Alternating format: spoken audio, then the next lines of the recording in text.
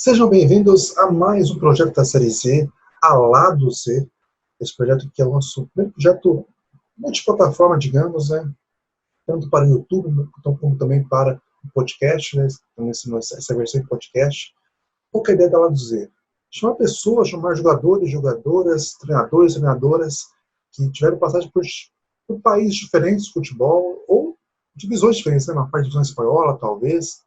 Né? Essa é a ideia, não só pessoas desse tipo, mas também, quem sabe futuramente, pessoas aí, jogadores mais famosos que tiveram experiências alternativas, né? Por exemplo, o Denilson no Vietnã, o Newton está lá na Bolívia agora, talvez, quem sabe crescer, a gente possa também trazer esse pessoal para cá, né? É um projeto multiplataforma nossa, é a Lado C, como a gente disse. O primeiro convidado, ele treinou um time na Líbia, no meio de uma guerra. Então, a preparação dele, a boca que o time estava fazendo, teve que ser parado para uma guerra. Você confere agora, logo depois de rodar a vinheta.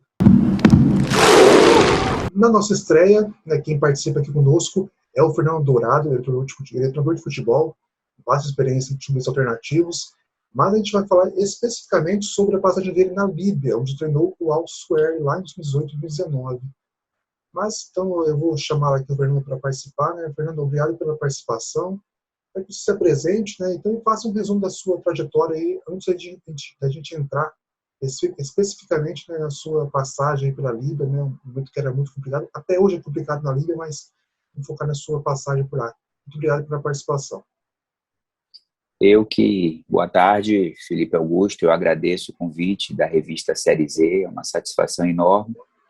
Eu sou o Fernando Dourado, treinador de futebol há 26 anos, fui preparador físico até 2004, fiz minha transição para treinador, já estou há 26 anos militando no futebol aqui no Brasil e passagens por 3 países. Então é uma honra nós falarmos hoje sobre as histórias da Líbia, sobre a cultura da Líbia, o dia a dia, as vivências. Então, falar da Líbia sempre vai ser um imenso prazer, em todos os aspectos. Como é que era o seu contexto na época que você foi convidado para ir para a Líbia? Como é que chegou esse convite para você para ir para um país tão distante aqui do Brasil? Né? Como é que chegou essa proposta? Olha, eu tinha retornado da China em 2017 e um agente chamado Abdala entrou em contato comigo, mas tinha o Matheus Henrique, que é um atacante brasileiro que estava no clube, oriundo das divisões de base do Bahia, um atleta que é de Manaus, e apresentou também ao Mohamed, né, que era o diretor de futebol do clube, e eles me fizeram um convite para ser general coach. O que seria um general coach? Um coach principal e coordenador geral de todas as categorias do clube, o qual eu fiz um planejamento a longo prazo. A priori, nós tínhamos um contrato de 1 ano para se renovar por mais um. Foi quando começaram os conflitos. E nesse período que nós estivemos lá, fizemos um macrociclo de trabalho excelente, agregamos certos valores em todos os aspectos, com os coaches locais, com a diretoria, com o staff em geral, a torcida, o povo líbio apaixonado por futebol. E nós, nesse período, colocamos 4 jogadores na seleção. O clube é de 1942 e jamais anteriormente tinha colocado um jogador na seleção nacional. Tem um texto que você tem uma entrevista com o Yuri Casar na Trivela, né, que você dá detalhes sobre essa sua passagem. Tem um ponto ali que eu fiquei curioso, que é um time de tradição, né, o Al-Swerry, mas não tem conquistas, né? E você vinha fazer um trabalho muito bom lá com o time lutando pelo título inédito, né? Como é que foi para você chegar até lá? Não foi a preparação do elenco? O que você sabia, se é que você sabia alguma coisa do futebol da Líbia? Como é que foi essa pré-chegada até lá? Na verdade, os clubes considerados grandes na Líbia é o Ahly, né, de Trípoli e o Etihad. O Suerli é a terceira força da Líbia, a quarta força, e Missurata, que é a cidade o qual eu trabalhei, tem o Suerli e tem o Etihad Missurata. E tem uma torcida apaixonada, uma torcida fanática, e já tinha uma referência de um jogador brasileiro chamado Oliveira, o Walter, que lá é o Mohamed Oliveira, que passou 10 anos no futebol líbio, jogou no Etihad, jogou no Arli, e por coincidência, o Walter começou a carreira dele comigo na Catuense da Bahia e encerrou aos 39 anos no Colo-Colo da Bahia. Então, ele sempre me falava dessa cultura da Líbia, né? Eu que já tinha passado pelo Catar, de 2006 a 2008, e tive essa satisfação imensa, Felipe, de trabalhar na Líbia, um povo extremamente carinhoso, doce e apaixonado pelo futebol brasileiro e pelo povo brasileiro. Sobre essa questão, né, na época que você foi, em 2018, faziam 7 anos, né, da morte do Muammar Gaddafi, né, que era ditador local, né, que comandava o país. O futebol foi contaminado por isso, né, com o filho dele, né, que também tinha os poderes sobre o futebol e tal. Como é que era essa relação entre a política, entre a sociedade, né, esse momento de terror que o país vive até hoje, e como é que eles lidavam com essa questão do futebol? O futebol estava dentro dessa cultura ainda de questão de política, questão ter um clube mais ligado aos poderes maiores, aos poderes operários. Como é que era essa mistura do futebol com essa sociedade que vivia um momento tão duro na época? Existem histórias assim reais, né? O Gaddafi ficou 42 anos no poder, começou o governo dele em 69 e foi morto pela OTAN em 20 de outubro de 2011. Na época do Gaddafi, para você ter uma ideia, era proibido pronunciar nomes de atletas no decorrer de uma partida. Quando o filho dele jogava, só podia falar o nome do filho dele e os outros eram citados através de número de camisas. O número 2 passou a bola para o número 4. O número 5, agora só o nome do filho do Gaddafi que era pronunciado. E o Gaddafi tinha um filho atleta e um filho que era presidente da Federação Líbia de Futebol. No período que eu estive na Líbia, ainda tinha os ranços do período do Gaddafi, né? Na verdade, é um povo que é meio dividido. Aqueles que idolatram e gostam do Gaddafi falam dele como se ele ainda existisse, sabe? Então, mas o clube o clube está em outro processo, um processo democrático, um processo de evolução.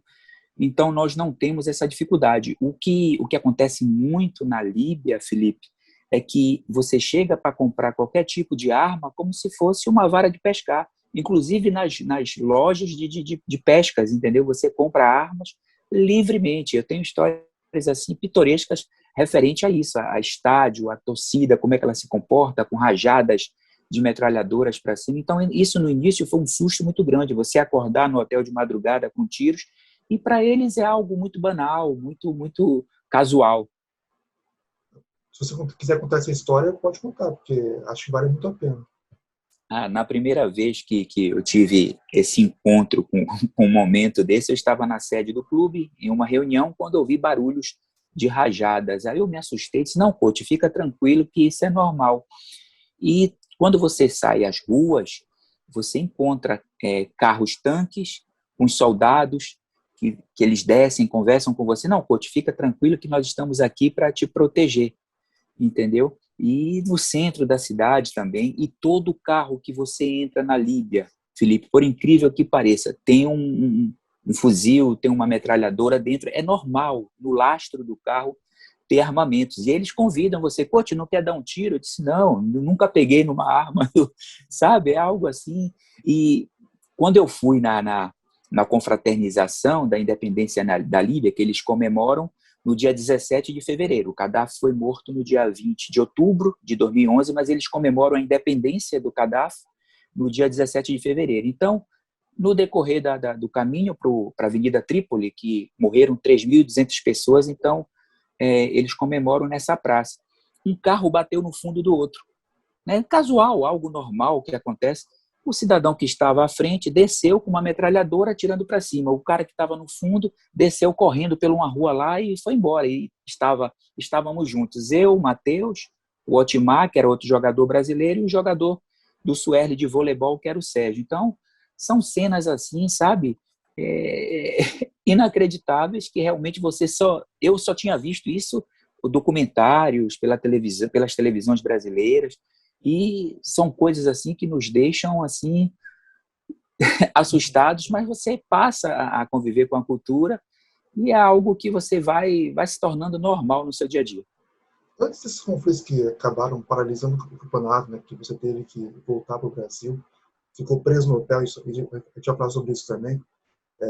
Você podia dar sozinho? Você conseguia dar sozinho pela cidade? Como é que era essa relação? As pessoas te reconheciam, né? Sabiam que você era o treinador da equipe? Como é que era essa relação? Olha, Felipe, nós tínhamos uma sorte, porque os dirigentes do clube, do Suerli, alguns são militares. Por exemplo, o general Abdala, ele era da alfândega do aeroporto e fazia a segurança dos estádios. Então, estavam sempre com a gente, sempre, coach, vocês aqui, como Missurata é uma cidade que é a terceira maior cidade da Líbia, nós andávamos e éramos conhecidos na cidade, éramos reconhecidos. Quando o general Haftar resolveu tomar conta da Líbia, porque são governos paralelos com os milicianos em algumas regiões tomando conta. Quando o Haftar, logo em fevereiro, março de 2011, 2019, que eu cheguei em 2018 para renovar para 19 e 20, resolveu tomar conta do país. Quando ele saiu de Benghazi para Trípoli, eles detonaram uma parte do aeroporto de Trípoli. Então, nós ficamos 45 dias, as competições foram suspensas, nós estávamos com 23 pontos, com 2 jogos a menos, liderando a competição, 1 ponto à frente do Arli e do Etihad, que eram os clubes grandes ditos da Líbia. E liderando em todas as categorias que eu coordenava, do infantil aos juniores do Suerli. Como é que foi esse período que você, como eu disse, né, você teve um período ali que vocês ficaram presos no hotel, né? Para a gente, né, que está bem longe dessa situação, a gente passou por uma situação de ficar preso em casa, mas por motivos, né, com a pandemia. Como é que foi para você essa paralisação do futebol, né, para você e para os dois brasileiros que atuavam contigo, e também para o Sérgio, né, que era de vôlei da mesma equipe? Como é que foi essa confusão, né? Porque vocês estavam próximos de fazer o épico, né, de conquistar o título para a equipe, e daí tiveram que parar tudo, claro, justificado, né, porque havia uma guerra em curso novamente. Olha, Felipe, eu falo que foi um período muito tenso. Foram 45 dias com toque de recolher. Os carros de guerra, os jipes, passavam com os soldados na porta do nosso hotel, que era o Hotel Safari, uma das avenidas principais. Isso no período da manhã, 7 horas da manhã, são 5 horas de diferença, né, da Líbia para o Brasil, e voltavam 19, 20 horas com os corpos no fundo do Jeep, nos fundos dos jipes, e aquilo mexia muito com a gente.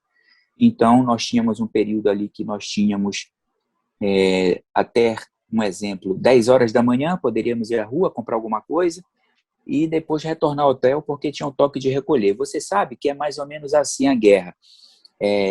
Por exemplo, não sei se você conhece o Carnaval de Salvador, que basicamente o carnaval é ali Barra Ondina, ou Avenida 7, né? Avenida Sim. 7 até a Praça Castro Alves. Então, eles têm determinados pontos da cidade que ocorre a guerra. A guerra, ela não é centralizada, ela não tem uma amplitude toda da cidade, ela é centralizada. Mas aqui, balas perdidas, bombas, que podem ocasionar um dano maior, entendeu? Então, nós dormíamos e acordávamos com barulhos de bomba, de rajadas de metralhadoras. Então, nós ficávamos até 4 horas da manhã na recepção do hotel, conversando, comendo pipoca, interagindo com eles, que são apaixonados por futebol. E foi de suma importância a dona Rosemary, que é uma brasileira, que é da embaixada, que ela é da cidade de Arco Verde, em Pernambuco, e seu Abuzar, que é um líbio, que é o marido dela, que são pessoas sensacionais. Eu falo sempre, são os nossos pais na Líbia, né? Pessoas que nos ajudaram muito nesse período, até para sair do país. Foi algo assim tão turbulento que nós saímos de Missurata até Tunis, num voo que geralmente dura 42 minutos, nós fizemos 1 hora e 20 com 2 caças cercando o nosso voo comercial e pelo mar do Mediterrâneo, nós passamos, porque ele passa pelo meio da cidade até chegar em Trípoli. Então, nós fomos beirando para que a aeronave não fosse confundida até por milicianos ou uma aeronave de guerra, enfim. Então, foi algo que surreal aquele momento, né? Surreal mesmo. Agora falando sobre o futebol local, né, como é que você avalia, na época, apesar que faz assim, 2 anos, né, de diferença só para sua passagem por lá, como é que você avalia o futebol da Líbia, né, a qualidade deles, que se assemelha, que se diferencia do futebol brasileiro, que você poderia citar um exemplo assim de, sei lá, alguma divisão que poderia ser semelhante em qualidade ao que se pratica lá na primeira divisão da Liga. Como é que você avalia isso? Eu falo sempre, Felipe, que o futebol ele tem suas peculiaridades em qualquer lugar do mundo. Eu falo, jogador de qualidade você acha em qualquer lugar do planeta Terra.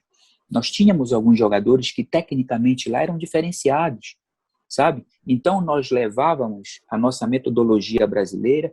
Tinha um jogador lá, o Abdallah Aziz. Abdallah Aziz tinha 17 anos e eu reuni com a diretoria e disse, olha, jogo em qualquer time do mundo. Esse coach, será, coach? Eu disse, joga no Barcelona, no Real Madrid. Então era um jogador que eu tratava de forma diferente. Por quê? Eles têm um problema de calcificação muito grande. Qualquer coisa eles têm fratura de braço e tudo, devido à alimentação. Eles não usam suplementação, se alimentam de forma inadequada, dormem muito tarde, perdem sono, e você sabe quando você perde sono demais, você tem uma resposta física, técnica e tática, fisiologicamente, totalmente diferente. Então, eles não têm essa disciplina. O tabagismo lá, o índice de tabagismo lá é muito grande. Eu fiz palestras, eu fiz ver que aquilo que se via dentro de casa, nós poderíamos mudar. Jovens de 13, 14 anos já viciados em cigarro, enfim. Então, como eles não têm esse acesso, entre aspas, aberto do álcool, eles se entregam muito ao tabagismo. Então, esse mecanismo eu fui mudando essa forma de ver o futebol, essa forma de ser atleta. Por exemplo, eles chegam para treinar 5 minutos antes de começar um treino.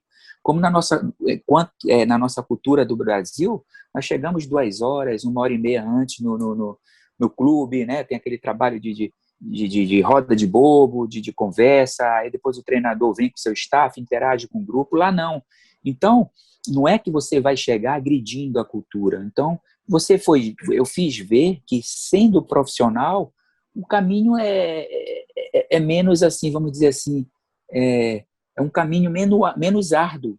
Então, eu vi jogadores de qualidade, eu comento muito, os goleiros líbios, que não têm esses trabalhos específicos, tanto na parte integrada, como na parte de física, mas são goleiros que quebram muito bem a bola.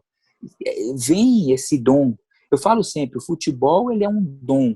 Cabe aos treinadores aprimorarem esse dom, seja um dom individual ou um dom em grupo. Então, vi jogadores de uma qualidade tremenda, mas vi que é um processo já de jogador árabe, jogador africano, apesar da Líbia ser África, eles se baseiam muito nessa cultura árabe, um lastro muscular muito deficiente. Isso eu tinha visto anteriormente no Catar. Então, você tem que equilibrar as valências físicas o tempo todo, tem a questão da temperatura.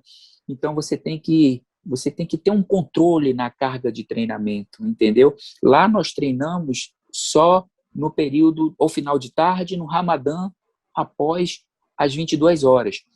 Então, nós temos que ter todo esse cuidado no treinamento, tem cargas de trabalho que precisam ser direcionadas, e foi esse processo que nós levamos para todas as categorias. Nós implantamos um macrociclo de uma metodologia única, mas não deixando quebrar o valor individual de cada atleta.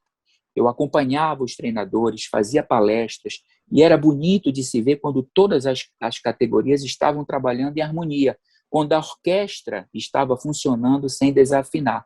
O processo era longo, quando nos chamaram para renovar, quando começou a guerra, eu tenho certeza que hoje nós estaríamos brigando numa situação de crescimento bem maior do futebol livre, porque é um povo apaixonado. Eles falam daquele time do Flamengo de 80, 81 e daquela nossa seleção brasileira de 82 como se fosse algo assim sensacional. Eles perguntam se nós conhecemos o Sócrates, Valde Pérez, Éder, mas o Sócrates já morreu, o Valde Pérez. E moram todos em São Paulo.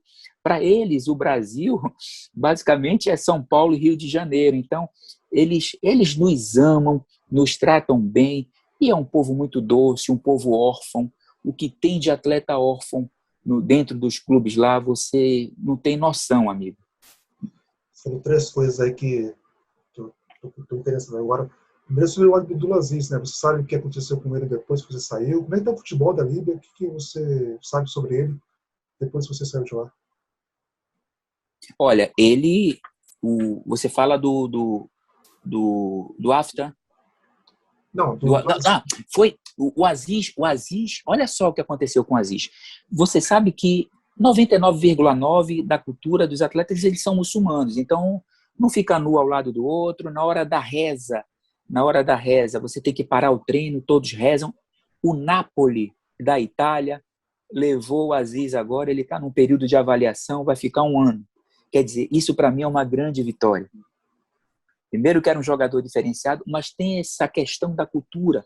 Tanto que os jogadores árabes, entre aspas, eles jogam ali Saudia, Emirados, Catar, Omã. O jogador da Líbia vai para a Tunísia, vai para o Marrocos, devido à cultura muçulmana. Existem algumas regras que você precisa respeitar. Jogador de futebol na Líbia, ele não fica nu na frente do outro no vestiário, ele não troca material, você recebe seu material, e no decorrer da competição você não tem vestiário, não tem um processo do banho, você vem de casa com seu material, o treinador avisa, amanhã o material é azul, e todos vêm com o material azul, verde. Então isso muito influencia quando um jogador sai para jogar numa cultura que foge totalmente da cultura muçulmana. Mas a minha satisfação, um jogador que eu indicaria para Barcelona, para Real Madrid, que hoje ele está no Napoli da Itália, com todas as dificuldades culturais. Essa questão da cultura também era outra coisa que eu ia falar. Não sei se você conhece o Omar Abdulrahman, que é do Emirados, que tem uma qualidade imensa, que poderia ser um times grandes da Europa, mas essa cultura também acaba atrapalhando. Como é que você trabalhou essa questão do povo que é um povo muçulmano, né? A questão do Ramadã também, né? Que é a questão do jejum e tal. Como é que você enfrentou essa dificuldade, né? Para contornar isso, para manter o time bem, apesar que você trouxe uma metodologia, pelo que eu vi, muito diferente do que era implantada lá. Né? Como é que você trabalhou com essa questão cultural e também especificamente a questão do Ramadã também? Olha, eu falo sempre, antes de você trabalhar em um país, leia a cultura, conheça a cultura. A minha primeira experiência no Catar, eu li muito, eu sondei o país, eu assistia vídeos de Doha. Então você sabe que no Ramadã, o atleta ele não pode se alimentar antes do treinamento. Então, se ele não se alimenta, ele não tem como ter um gasto, né? Um gasto de energético para aquele dia de treinamento, aquela sessão de treinamento. Então, geralmente, nós marcamos esses treinamentos após a janta. Eles jantam os pratos típicos da cultura, né? Que é o carneiro, o camelo, e se reúnem no clube, todos sentam ao chão, divididos em grupos, e hidratamos bem nesse período que tem que essa falta da alimentação diária. Você não pode se alimentar até as 18 horas. E se pegarem você consumindo algum alimento na rua antes das 18 horas, você é detido. Você é encaminhado, principalmente estrangeiro, para uma delegacia, nem um copo com água, mas isso não impede de você comprar o seu alimento no dia a dia. Então, eu me adaptei porque eu falo sempre, se existem outras vidas, em vidas passadas eu trabalhei, nasci numa cultura árabe, porque o cheiro me faz bem, as especiarias, os mercados de especiarias, sabe? O povo é um povo muito carinhoso, porque pregam que é um povo que mata, que é um povo que é louco. Não existe isso. Existem os radicais, como em qualquer lugar do planeta Terra. Radicais religiosos existem até no Brasil. Mas é um povo doce, é um povo que te respeita. Agora, você tem que respeitar a cultura, você não pode pisar. Eles criam em todos os locais, seja no clube, no hotel, em lojas, tem um cantinho da reza deles. Ali você não pode entrar calçado, você tem que entrar descalço, sabe? E tem o tapete deles. Na hora da reza, são 3 rezas ao dia. A primeira, 4 da manhã, depois tem uma reza de manhã, tem uma de tarde, tem uma de noite. Quando bate a reza, você tem que largar o jogador. Bateu a reza, quando as mesquitas chamam para reza, você larga o treino. Pode estar no aquecimento, pode estar num trabalho técnico, tático, largou, e ali eles têm uns momentos, eles vão para um canto. É coisa linda. Coloca um tapete, cada um com seu tapete, e corpo para Meca, orando, e ali depois volta todo mundo a treinar. É uma cultura fantástica, basta que você saiba respeitar. Aí você me pergunta, você voltaria à Líbia? 1000 vezes, pelo carinho, pelo respeito, pela cultura e por tudo aquilo de bom que eles têm no coração. Você deixou um contato lá, digamos, né, caso você possa voltar, porque você saiu de lá muito pela questão da guerra, não foi por resultados ou porque você quis, né? Foi essa questão de fora que te impediu de voltar. Você mantém contato com o pessoal de lá para você pensar em voltar para lá? Por incrível que pareça, Felipe, às vezes eu estou deitado, meu Messenger toca líbios reunidos com metralhadoras, coach, I love you, coach, I love you, coach. Diretores do clube e amizade com o pessoal da embaixada, como eu falei anteriormente, Dona Rosemary e o marido dela, seu Abuzá, que mora em Trípoli há muitos anos.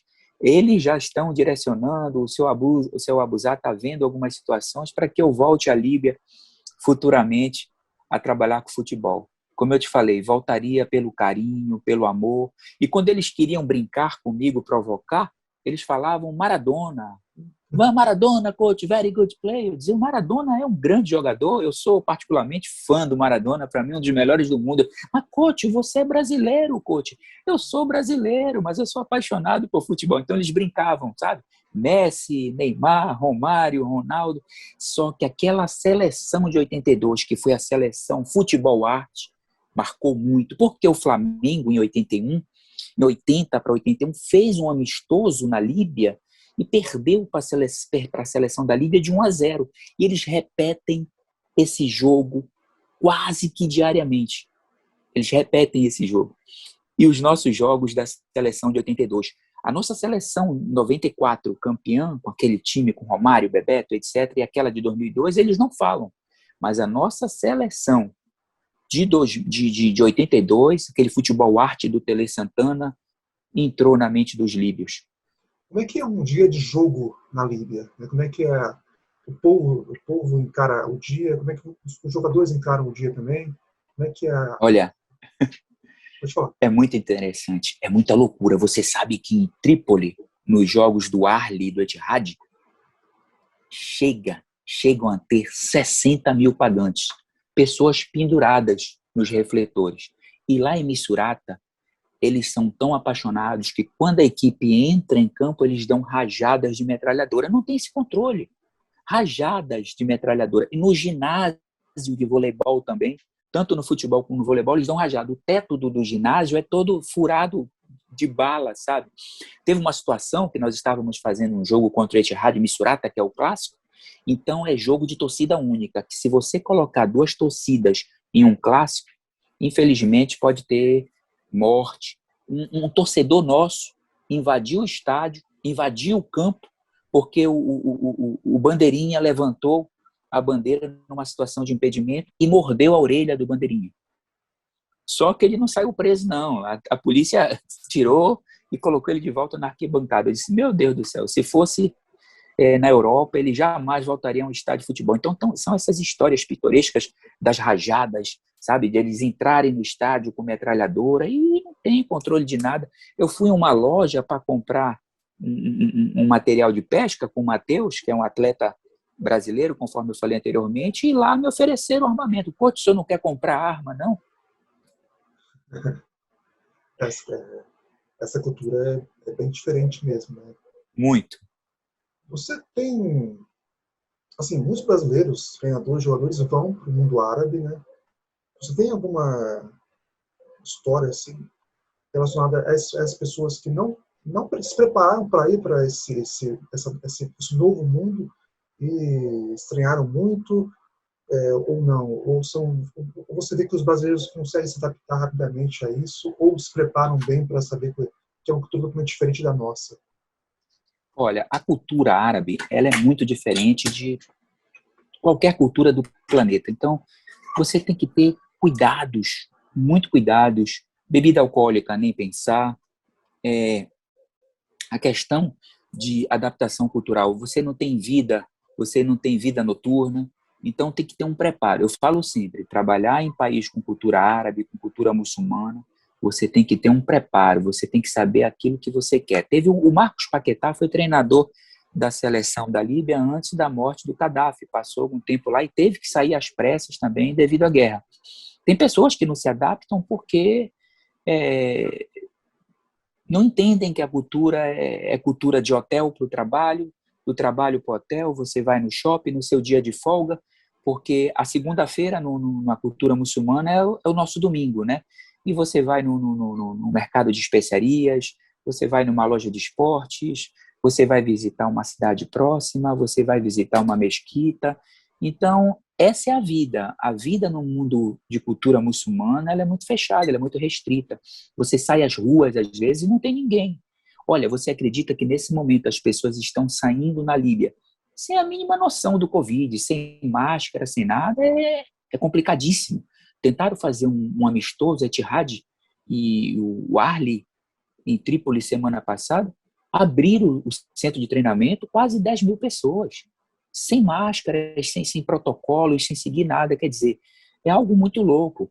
É claro que na Líbia tem um controle total de quem entra e de quem sai. Ninguém entra se não for com visa de trabalho, visa de turismo eles não dão na Líbia, momentaneamente está fora a visa de turismo, devido ao governo paralelo que está tendo lá. Tentaram eleições diretas por diversas vezes após a morte do Gaddafi em 2011, mas nada até agora.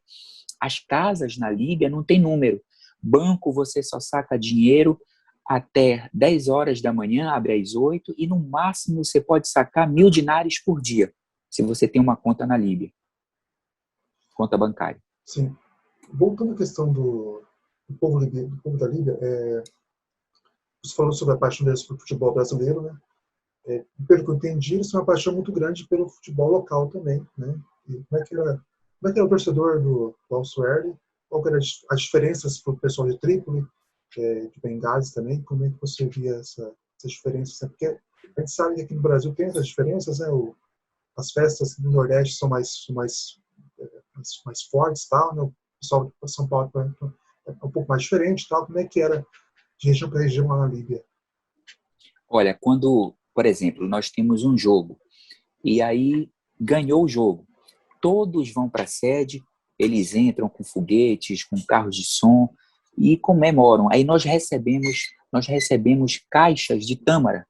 A tâmara é como se fosse um presente, um voto que te dão de amizade, de carinho pela vitória. Eu tenho até um vídeo no meu Instagram, após uma partida sendo recepcionado pela cidade e na sede do clube. Então, é um amor intenso, que não fica só no estádio, porque no Brasil nós temos essa cultura, né? O jogo termina, cada um vai para sua casa e pronto, acompanha pela televisão. Não, eles ficam a madrugada toda comemorando. O futebol para eles é uma santidade. O esporte é uma santidade para o líbio.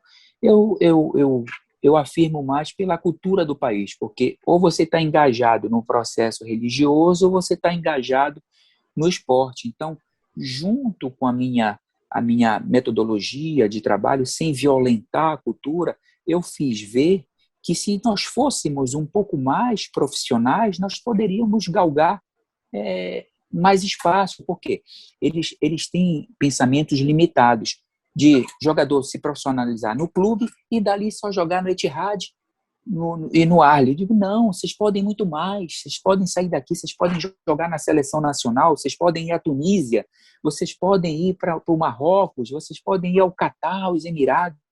Então eu fui, e quem sabe a Europa, nas minhas palestras eu falava muito isso. Vocês têm condição, alguns têm condição de jogar na Europa, no futebol europeu, nada é impossível. Dentro do esporte, nada é impossível, o leque é muito grande.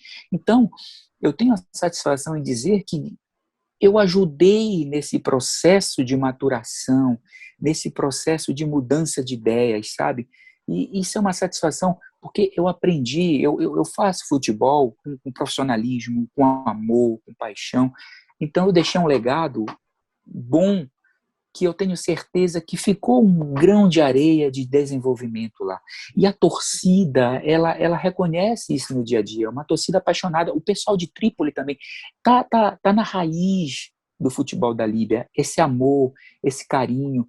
Quando você chega em Trípoli, em Trípoli, em Missurata, Benghazi, em Sirte, qualquer cidade que seja, eles te chamam, o torcedor te chama para ir para a casa dele para jantar. Interessante, você tá numa rua, numa galeria, no shopping, eles compram um perfume, abrem o perfume e querem experimentar em você o aroma. Se o aroma te agradar, então serve para eles, para você ter uma noção o quanto eles são carinhosos. Fernando, eu acho que foi uma aula sobre futebol da Líbia. Queria te agradecer muito pela participação aqui no nosso primeiro lado Z, né? Falando sobre esse lado periférico do futebol e tal, as experiências de brasileiros fora do Brasil, em lugares, ligas em lugares diferentes. Bom, tomara que as coisas se assentem e você possa voltar, né, para a Liga, para a gente voltar aí a se falar, né? Então, muito obrigado pela sua participação. Eu deixo mais, você fica mais livre do que já estava para dar a sua palavra final. Eu agradeço muito a você por este momento de poder expor um pouco da cultura da Líbia e não acharem que é só violência, que é só guerra. Tem um lado bom, tem um povo bom, e a sua iniciativa foi sensacional. A credibilidade da revista Série Z, a sua credibilidade como profissional, então foi uma satisfação. Como eu falei anteriormente, trabalhei em 3 países, mas a Líbia é muito especial por tudo aquilo que significou. Então, eu que sou muito grato, agradeço ao São Futebol, eu falo sempre, aos deuses do futebol que nos levam e nos dão esse presente, esses presentes que eu considero dádivas, nesse período tão difícil, que depois que passar tudo isso, nós temos obrigação de sair de tudo isso seres humanos melhores. Bom, pessoal, é isso. A gente terminou nosso primeiro lado Z. Se você quiser conferir esse episódio também em podcast, você acessa aí a nossa descrição para acessar também na versão em áudio, no Spotify, no Deezer, no Google Podcast ou no que você quiser aí. Então é isso, até uma próxima, até mais, tchau, tchau, valeu.